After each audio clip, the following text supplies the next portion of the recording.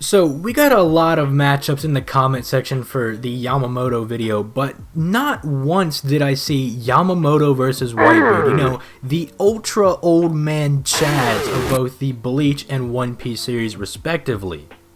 However, I did a poll on my Discord taking Jubito, who was probably the best matchup for Yamamoto that was still like actually kind of fair. And I put him up against Whitebeard, and this was, my idea to put him up against Whitebeard. I thought it would be pretty cool to do this. And Whitebeard, as far as I'm aware, still has 100% of the votes on that poll. So I'm going to be doing Yamamoto versus Whitebeard. This is also going to be serving as kind of a better version of all the other just trash, abysmal Whitebeard versus Yamamoto videos that have been on YouTube. That was kind of another reason that I wanted to do this, because people like King of Lightning tried to cover this matchup a long time ago, and his was even like a debunk for some Bankai whatever, like 420 or whatever his name was, and he was trying to debunk him with his Yamamoto versus Whitebeard video, but his wasn't that much better. So hopefully I can come here today and do the end-all be-all for the Ultra Chad Yamamoto versus the also Ultra Chad Whitebeard. This video will be springboarding off of the Yamamoto video, so if you have not seen that video, I encourage you to go watch it, because I'm pretty much going to be glossing over Yamamoto entirely, just going over how strong Whitebeard is, and then essentially talking about how I think the match will go down. Whitebeard, as far as I can see, can be scaled to 4 different tierings: island level, country level, multi-continental, and planetary. However, the island level seems to be severe downplay, which I would probably only bring out for his opponent's sake to try to make it a more even fight, but clearly if you've seen my Yamamoto video, you know that I do not need to downplay Whitebeard to island level to make this a fair fight. Planetary is almost a reverse situation. The only thing we have to really suggest Whitebeard would be planetary is Sengoku saying, hey, Whitebeard can destroy the planet, but he really doesn't have any feats on that level that would suggest that Whitebeard actually is planetary, so it's more of a hyperbole that I would only use in a reverse scenario where I need to highball Whitebeard to get him even with his opponent. But even then, it's still a pretty bad hyperbole that I will not be using, so yeah, don't count on planetary Whitebeard.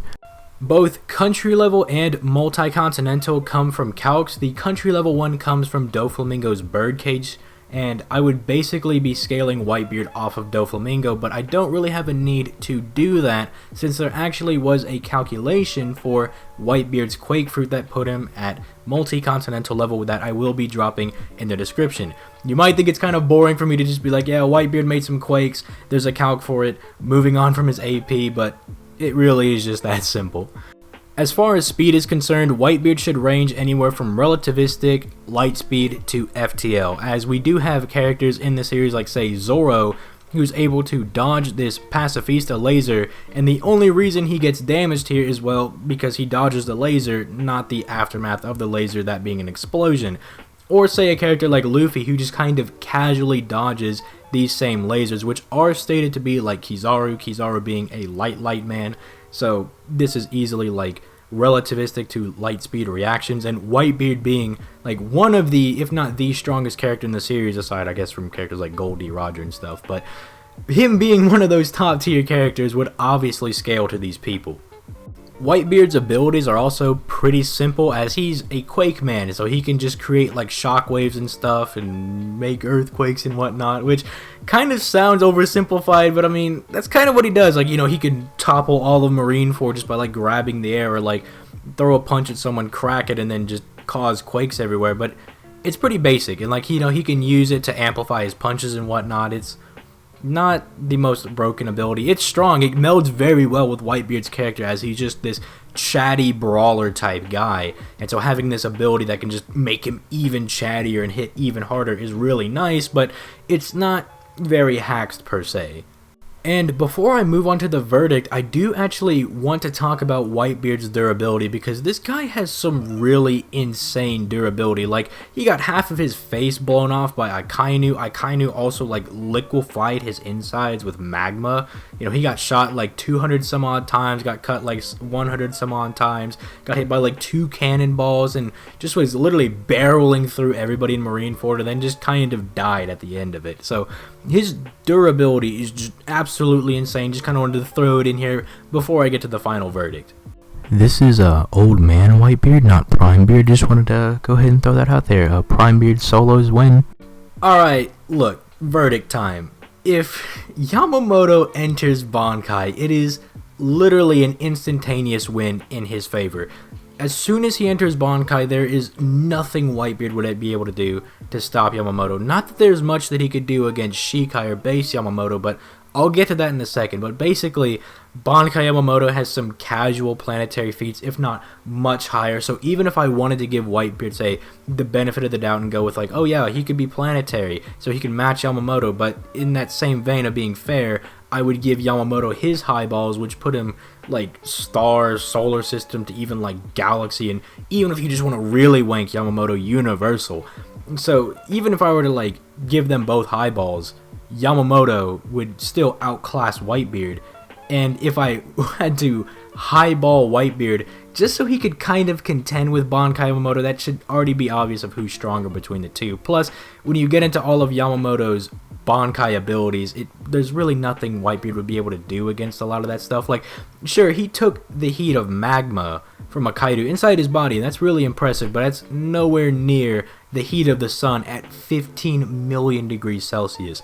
He would get like turned to ash almost instantaneously. Not to mention he also has to fight like the almost endless horde of undead that Yamamoto is going to be sending at him, while Yamamoto is trying to cut him with like all of his heat concentrated into his blade. Which if that hits him as well, Whitebeard's also going to just kind of get nay-nayed. So Bankai Yamamoto, I just want to throw out there, is an instantaneous win for Yamamoto if he decides to use it. I did want to preface it with that big if, because Yamamoto's not like a lot of other captains who's really gung-ho into going into his Bankai, because he knows how much weight his Bankai carries, how much destruction it can cause. However, it should also be noted that under standard battle assumptions, these fights do go on in like a neutral playing field where both characters are able to use all of their abilities fairly. So if this is a neutral playing ground where Yamamoto doesn't really care what happens to the area, he would maybe be more inclined to use his Bankai against Whitebeard, but as I'm about to get into, he probably wouldn't even need to get into his Bankai. Now you may be thinking, okay, well why is Shikai Yamamoto just gonna body Whitebeard, man? They're both like multi-continental, fair is fair, right? Well, we kind of run into some issues when we look at really what Yamamoto can do. Especially like just looking at speed. Let's just real quick go over that. So there's actually been a calc done recently that put Shikai Toshiro kind of casually at 2.2 times the speed of light based on him dodging Gin Zanpakuto all the way in the Soul Society arc. Which 2.2 times the speed of light is better than anything I can give to Whitebeard. I can give Whitebeard like maybe FTL if I really want to highball some of his feats, or like kind of try to vaguely scale him speed-wise above these other characters, which is kind of hard to do. So already Yamamoto's looking like he's faster if we say he scales to Shikai Toshiro in the Soul Society arc, which he's vastly more powerful than that Toshiro, because do mind you that Toshiro went from being like mountain level in that arc to being able to fight like multi-continental level Espada. So he got massively more powerful in that time frame. So not only does Yamamoto have the advantage in speed, still in base, but his abilities are also pretty broken, and I'm a little sad that I didn't get more into detail on these in the Yamamoto video. I would like to also remind you guys that Yamamoto's more like multi-continental plus the moon level, just saying.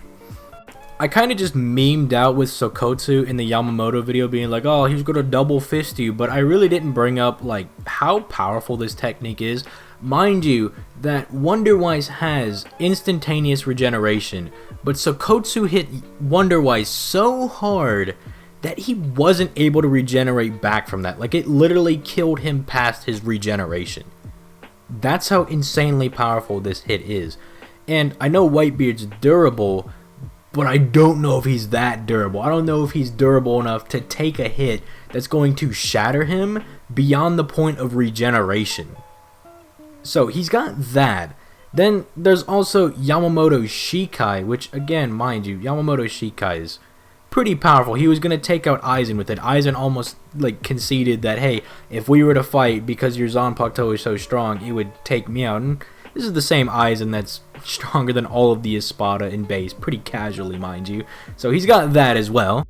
Some minor things you may be able to argue for is maybe some Kido and Bakudo that might be able to like help Yamamoto in this fight against Whitebeard. We actually do know Yamamoto is a good Kido expert. I know I really downplayed him in the video, and a lot of people were like, yeah, but he used a level 96 Kido with no incantation, like it was super casually. And I'm like, okay, I know he's good at Kido, guys.